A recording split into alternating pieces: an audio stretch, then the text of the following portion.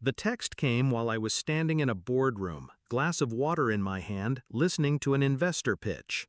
"We need space from you. Please don't reach out anymore. At all. My wife."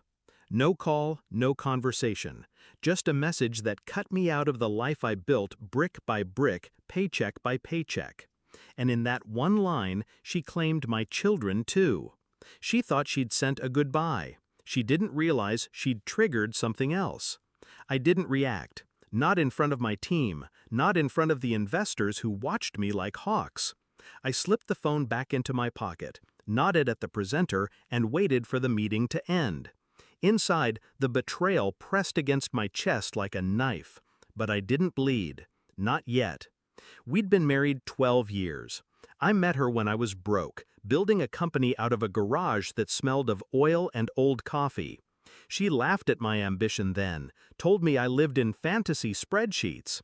But when money started rolling in, she wasn't laughing anymore. She was shopping, planning, expanding her comfort. I thought loyalty meant weathering the storms together. Turns out she was only here for the sunshine. The signs had been there. Late nights at the gym, new perfume, the way she turned her phone face down when I entered the room. But I buried those suspicions under trust. Trust is a fool's investment when the other party has already cashed out. Now, with one message, she confirmed what I refused to see. She wasn't leaving me, she was leaving us. The family, the vows, the future we'd promised. And she was taking my kids into another man's house. That was her mistake. Because I don't fight with fists, I fight with leverage. I didn't argue, didn't beg. I simply typed back, "Of course. Tell your lover I'll cancel my $500 million investor check." Then I turned off my phone and waited.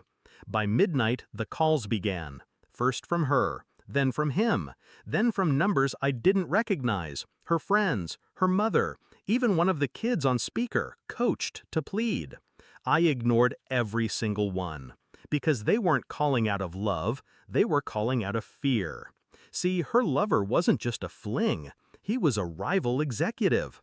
A man desperate for the capital I'd promised his firm.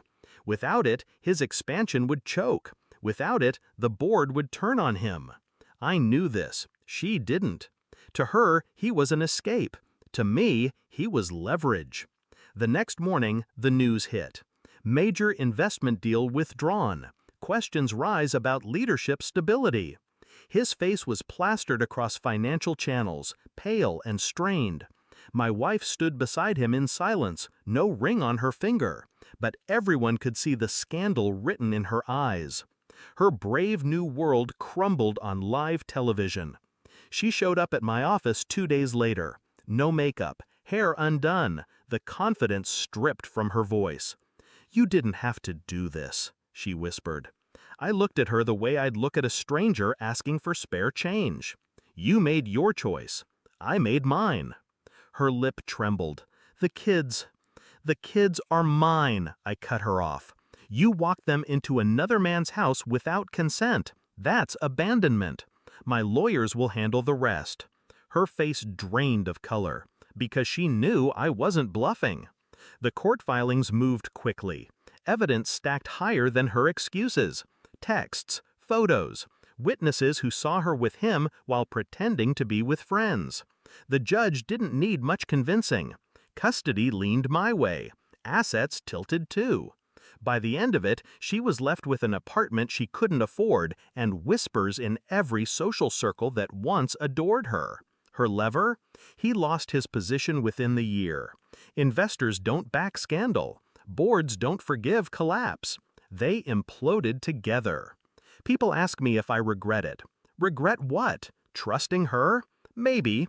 But dismantling the empire she tried to betray me with? No. That wasn't revenge. That was justice, disguised as restraint. I didn't raise my voice, didn't lift a hand. I simply pulled back what was mine.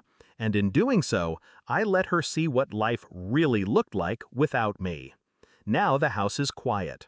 My children laugh in rooms that don't echo with lies.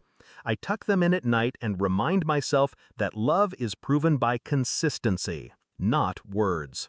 As for her, she still sends messages sometimes, apologies, memories, please. I don't reply, because silence is the sharpest blade I own. She thought walking away meant freedom, but all she walked into was the wreckage of her own making. And me? I walked into peace.